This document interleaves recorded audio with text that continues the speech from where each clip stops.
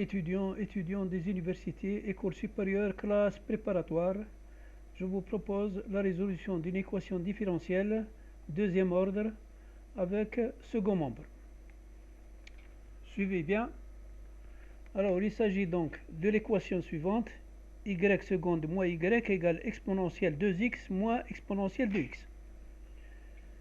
La première des choses à faire, c'est l'équation homogène. La solution de l'équation homogène. L'équation homogène, c'est y seconde moins y égale 0. Je vais écrire l'équation caractéristique associée à cette équation. Ce sera donc R2 moins 1 égale 0, soit R2 égale 1. Donc R1 et R2 est égal à 1 et moins 1. Donc il y a deux racines pour cette équation. Comme il y a deux racines réelles, la solution de l'équation donc homogène est telle que YH égale C1 exponent de x plus C2 exponentielle de mes x.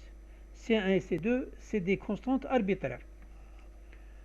Cherchons une solution particulière sous la forme YP1 égale A exponentielle 2x. Pourquoi 2x? Parce que le second membre, il y a exponentielle 2x.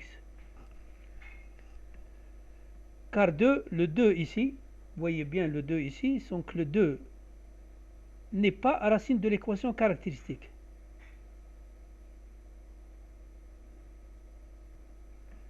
Alors, P1 égale 2a exponentielle 2x, y seconde est égal à 4a exponentielle 2x.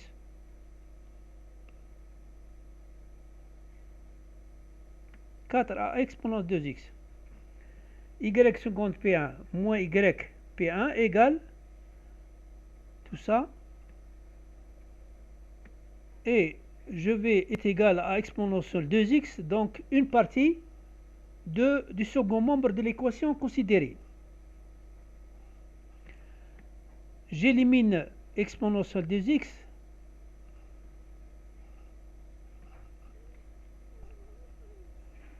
J'élimine donc ici exponentielle 2x, exponentielle 2x dans les deux membres de l'équation. J'ai donc 3a égale 1, a égale 1 tiers. Donc, la première solution particulière, la première, je dis bien la première, est égale à 1 tiers de l'exponentielle 2x. Selon maintenant une solution particulière sous la forme YPE égale a x exponentielle 1x. Pourquoi? Car le 1 ici, qui se trouve là, est racine simple de l'équation caractéristique. Donc le fait d'ajouter le x ici, c'est parce que le 1 est racine simple de l'équation caractéristique. Et voilà le 1. Voilà le 1, il est ici.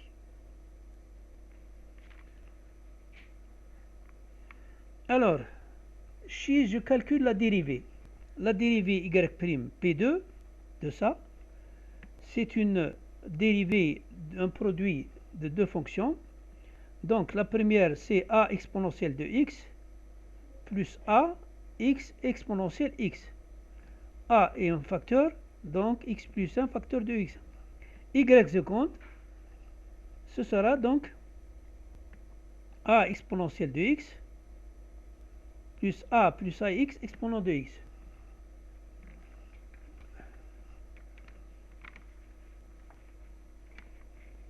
Alors, je prends donc y seconde P1, je l'applique donc à l'équation donc considérée, équation énoncée, moins yp2 égale, mais cette fois-ci avec moins exponentielle de x. C'est-à-dire que le second membre, c'est moins exponentielle. Donc la deuxième partie du second membre.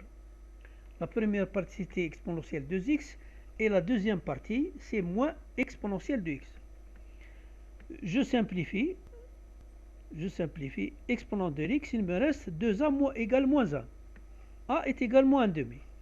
Solution particulière, la deuxième solution particulière, c'est yp2 égale moins 1 demi de x exponentielle de x.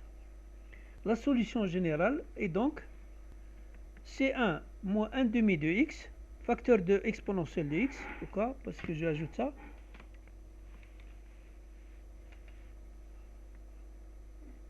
Voilà, C1 exponentielle de x plus 1 demi